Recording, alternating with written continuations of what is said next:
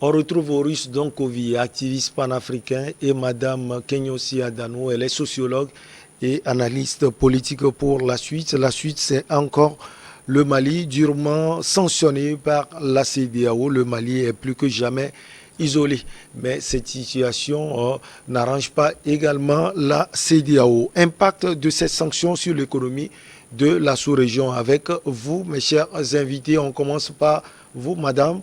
Quels sont les impacts d'abord peut-être sur le Mali et ensuite sur la CEDEAO? On parle de la Côte d'Ivoire, on parle du Togo, du Bénin, presque de tous les pays. Oui. Et l'embargo mis sur le Mali a vraiment eu des impacts négatifs pour le pays et pour les autres pays de la sous-région.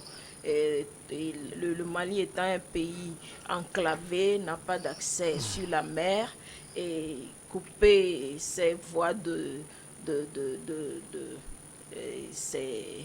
ses voies de déplacement ou bien ses moyens d'accès aux autres populations, aux autres communautés frères, c'est aller de trop. Donc, non seulement ces avoirs ont été gelés, tout ce contenu de sanctions, et il y a aussi les pays de la sous-région qui en souffrent. La Côte d'Ivoire, la fois passée, j'ai vu les plantains qui sont pourris. Ouais. On ne peut même plus les envoyer. Voilà. Et les pommes de terre n'arrivent plus chez nous ici. Et vous allez au marché maintenant, les prix ont encore flambé. Donc, nous sommes...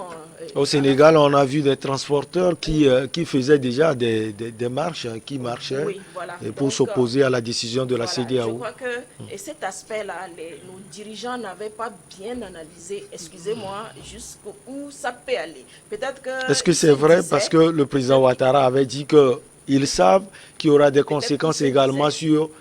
le reste des pays. Peut-être qu'ils se disaient qu'en sanctionnant de la sorte, Mali va rebousser chemin et qu'il va adopter le canevas, l'agenda que la CEDEAO lui proposait. Mais ils ne savaient pas que ça allait perdurer de la sorte. Donc, c'est tous les pays, parce que nous sommes tous des frères. Combien de Maliens ne sont pas au Togo, ainsi de suite dans les autres pays. Donc, c'est comme donnant. Nous sommes dans un système, dans une économie et une vie sociale qui se fait ainsi de suite. Bon, réciproquement. Vraiment.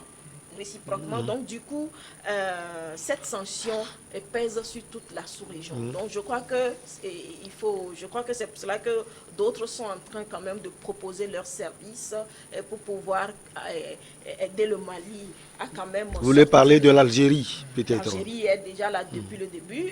La Guinée est là déjà, qui n'a pas fermé du tout ses frontières avec le Mali. Et bon, les autres pays qui ont pris vraiment les sanctions contre le Mali, parce que on en souffre, eux aussi ils en souffrent. Je crois qu'ils ne sont pas très bien quand même dans leur peau et ça pèse sur eux, parce que tout ce que les populations crient, mais comment aviez-vous fait ça? Pourquoi êtes-vous arrivé à ça? Je crois que leurs consciences sont un peu gênées. Ça, c'est surtout sur les réseaux sociaux. Non, dans la réalité. Dans la réalité. Le chef de l'État s'est déplacé pour aller au Mali et en passant par... c'était la Gambie ou bien où? Oui, la Gambie, voilà. Quand il était allé pour la cérémonie d'investiture. Ils sont en train de proposer leurs services pour aider le Mali, les autorités maliennes à sortir de cette crise-là. Et ainsi de suite. Le Burkina vient d'ouvrir ses frontières avec le Mali parce que ça n'arrange personne. Nos économies déjà fragilisées par la Covid-19 et par d'autres choses, le poids des dettes et autres. Et on n'a pas besoin de ça. Il faut quand même assouplir quand même ces décisions. Les conséquences économiques, surtout au risque sur la population, parce que souvent ce sont les populations qui souffrent, et non les dirigeants. Oui, alors déjà ce sont les populations qui souffrent. Et puis il y a quelque chose que moi j'apporterais en disant, je vais être très trivial dans mes propos. Les États africains de la CEDEAO, les États de la CEDEAO qui actuellement font le blocus au niveau du Mali, ne peuvent se le permettre que parce que le blanc donne l'argent. Pourquoi? Oui, mais parce que justement, nos économies sont extrêmement embriquées. si ces États ne disposaient pas de potentiel financement, de potentiel aide, de potentiel prêt bancaire et ainsi de suite, ces États ne pourraient pas se permettre économiquement de se passer des transactions avec le Mali. Donc, les États de la CEDEAO peuvent se permettre ce qu'ils font parce que le blanc donne l'argent en griffe. C'est très trivial ce que je dis, mais vous me pardonnerez le langage. Voilà. S'il n'y a pas ces aides-là, vous ne pouvez pas vous le faire. Vous ne pouvez pas vous permettre, par exemple, d'avoir une manifestation de gros porteurs à la frontière. Vous ne pouvez pas vous permettre de couler vos sociétés d'import-export. Vous ne pouvez pas vous permettre de... C'est impossible. Vous ne pouvez pas le faire. Vous arrivez à le faire parce qu'il y a quelqu'un derrière qui vous dit de toute façon, si vous êtes en crise, moi je vais vous faire des lignes de crédit. Et qui en retour punit le Mali. Ben, c'est les mêmes qui décident de la punition du Mali. Donc même le chantage peut aller dans deux sens. C'est-à-dire si vous ne le faites pas, ben, vous n'aurez pas les crédits ou accessoirement, peut-être vous n'aurez pas une revalorisation de vos dettes. Parce que le problème avec les États africains, c'est que on a un vice tel que parfois même les dettes elles sont privatisées. La plupart de nos banques, vérifiez, vous prenez la liste des sociétés, des plus grandes sociétés du pays, des plus grandes banques du pays, et faites la recherche, allez chercher quels sont ceux qui sont au capital. Vous verrez que dans la majeure partie des cas, nous n'avons rien. Ce sont les autres. Et dans ce cas, il n'y a pas trop de conséquences sur les économies des pays de la sous-région, puisque, comme vous le dites, ces pays sont aidés. Non, il y a des conséquences. Vous avez un prêt à rembourser. Vous avez un prêt à rembourser et vous avez des populations à qui il faut justifier le blocus. Parce que c'est ridicule de dire à un paysan qui ne peut pas envoyer son stock d'oignons ou de pommes de terre au Togo, parce qu'il y a blocus, et de dire à ce paysan, ok, comme il y a blocus, pour vous aider, vous la population qui est dans la difficulté, nous allons vous faire, je sais pas moi, un système Novici pour vous donner 50 000 ou 60 000 en attendant que l'argent, le 50 000, 60 000 que tu donnes à ce paysan parce qu'il ne peut plus exporter sa commande, tu l'as pris où? D'autant plus que ton pays, il est surendetté. Même pour faire des écoles, tu n'arrives pas à en faire. Tu n'arrives pas à faire des routes. Tu n'arrives pas à faire des hôpitaux. Où est-ce que tu trouves l'argent pour faire le prêt? La logique aurait voulu que tu permettes à ce paysan-là de générer de l'argent, de générer de la richesse. Parce que, en réalité, l'État est riche parce que la population génère de la richesse. C'est parce qu'une population augmente son pouvoir d'achat, augmente son épargne, que l'État peut se permettre un certain nombre d'investissements. Donc quand on appauvrit les populations, ça veut dire que vous fragilisez les États, et c'est que ça veut dire aussi que vous rendez vos États fragiles aux prétentions des autres. Et la prétention des autres en Afrique, elle est grave parce que même les États européens ont des problèmes avec des multinationales qui remettent en cause le leadership des États. Donc, que va faire, par exemple, des États, comment dirais-je, comme la CEDEAO, divisés par un certain nombre de... Voilà, face à des États européens, face à des multinationales européennes, face à des intérêts étrangers qui peuvent facilement, par exemple, en Guinée-Bissau, jusqu'à présent, on ne sait pas d'où vient le coup d'État. Donc c'est dangereux. Alors, madame, pour résumer, je dis, ils se permettent de faire ce qu'il y a parce qu'il derrière, il y a des gens qui financent. S'il n'y avait pas des gens qui financent, vous serez sensible aux populations qui sont strangulées. Et comme vous êtes sensible à ces populations-là et que vous ne pouvez pas vous permettre une révolte de ces populations, vous êtes obligé de négocier avec le voisin pour ouvrir les frontières et que pour que les échanges se perpétuent. Alors, madame, quand on revient au Mali, comment à long terme, selon vous, payer les fonctionnaires? Parce qu'on sait déjà que le Mali, économiquement, est en train de vivre des moments un peu plus difficiles. Bon, et de façon directe, de façon... sans idée préconçue. La Russie va l'aider? Pas seulement militairement. C'est une opportunité à peut-être ne pas rater. Mais la Russie n'aime pas sortir aussi de l'argent comme ça. Mais bon, je crois que et ces autorités ont quand même analysé tout. Hein. Entre-temps, on a pris la monnaie malienne, le Wari. Bon, on ne sait pas, on n'a plus des informations en tant que telles là-dessus. Mais je crois qu'il ne peut pas s'engager dans une telle lutte sans penser quand même aux conséquences. Et à court terme, ça peut se résoudre.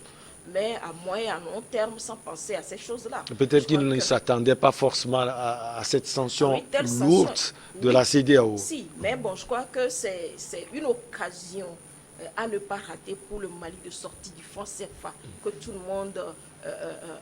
Ça risque d'être un processus aussi long et compliqué.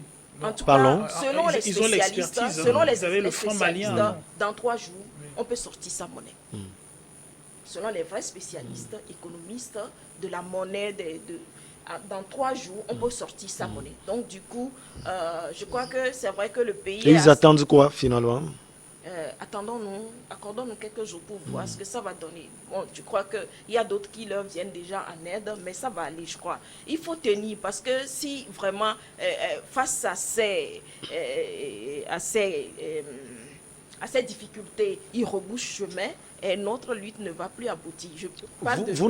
Vous n'avez pas l'impression que c'est ce qu'ils sont en train de faire en ouvrant ce couloir pour discuter avec l'Union africaine et la CEDEAO? Pas encore. Il faut dire que c'est l'Union africaine qui était venue quand même au Mali, au premier abord. Donc je ne crois pas. Et quand même, il faut en discuter pour voir, pour peser les pour et les contre et comment réagir. Donc, pour moi, j'attends encore un peu. Les conséquences se font sentir au Togo, vous l'aviez dit tout à l'heure. Vous avez parlé également de la Côte d'Ivoire. Maurice a parlé de l'exemple du Sénégal. Il y aura d'autres, le Bénin également, comme vous l'aviez dit. Donc il va falloir vite stopper l'hémorragie. Moi, je vais donner comment faut pas... on stoppe l'hémorragie, mais en quoi faisant? C'est ça, parce qu'il ne faut pas dire on va stopper l'hémorragie et puis là, ce serait pire qu'avant.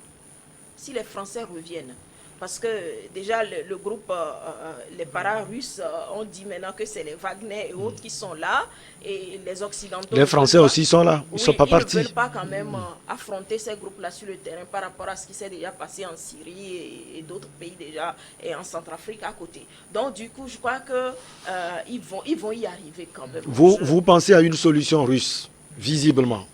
Il n'y a pas que les Russes quand même. Il y a l'Algérie, il y a la Mauritanie, il y a d'autres qui sont là.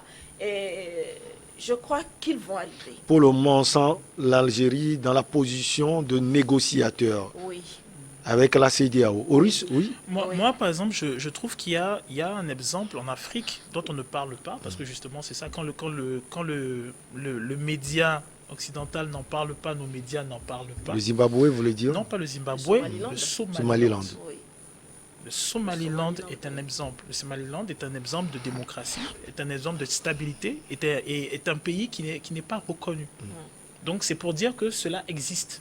Maintenant, la solution pour moi, parce que pour moi, si vous voulez, que ce soit turc, russe, chinois, japon, tout ça, il y a toujours une idée préconçue derrière, c'est celui de la prédation des richesses. L'Afrique est une mine de potentialité, il faut les prendre. Pour moi, la solution, elle est africaine. Et justement, dans le cas du Mali, il y a des exemples qui ont été déjà faits, qu'il faut étudier et, comment si vous voulez, actualiser, ou du moins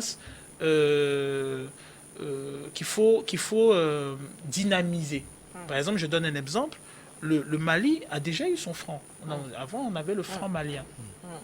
Ça ne m'étonnerait pas que ce franc ait été torpillé, vu ce qui s'est passé avec le Sili de Guinée, au temps de Sékou Touré, avec l'opération Persil. Donc, il y a le Mali qui a déjà eu un franc. On a par exemple l'exemple de la Guinée, qui à un moment a pu fédérer tout un ensemble d'intellectuels qui sont venus au sein de ce pays-là pour pouvoir, comment dirais-je, participer à la réorganisation de ce pays-là. D'accord ? Effectivement, oui, certains vont peut-être parler d'échec, mais c'est une expérience qui a déjà été faite. Vous avez le cas du Somaliland, qui est le cas d'un État qui arrive à s'en sortir, bien qu'étant marginalisé et ainsi de suite. Vous avez énormément d'exemples qui peuvent permettre à un État africain de s'en sortir, mais à condition justement que cela se fasse de façon régionale, avec la participation des autres. La Russie... Elle peut intéresser dans un cas d'expertise militaire parce qu'on la voit déjà faire cela au Venezuela, on la voit faire cela en Centrafrique, on voit un peu ce qu'elle fait en Libye, ainsi de suite et tout ça. Mais tout ce type d'acteurs qui sont, si vous voulez, en griffe trop puissants, il faut les prendre avec des pincettes. Hein. Maintenant, la question est de savoir qu'est-ce qu'ils proposent dans les échanges. Ce que souhaite la Russie n'est pas forcément ce que souhaite la France. Ce que souhaite la Chine n'est pas forcément ce que souhaitent les États-Unis. Et ce que propose tout ce monde-là n'est pas forcément la même chose. Je vais donner une anecdote qui va peut-être faire sourire aux gens. Je vais faire une anecdote qui va peut-être faire sourire les gens, mais ceux qui se rappellent bien à l'époque, vous ne pouviez pas vous acheter, par exemple, un DVD ou un VCD tout simplement parce que cela venait des États-Unis ou d'Europe. Donc c'était un objet de luxe. Lorsque les Chinois sont rentrés dans la balance, tout le monde avait son petit DVD et son petit VCD.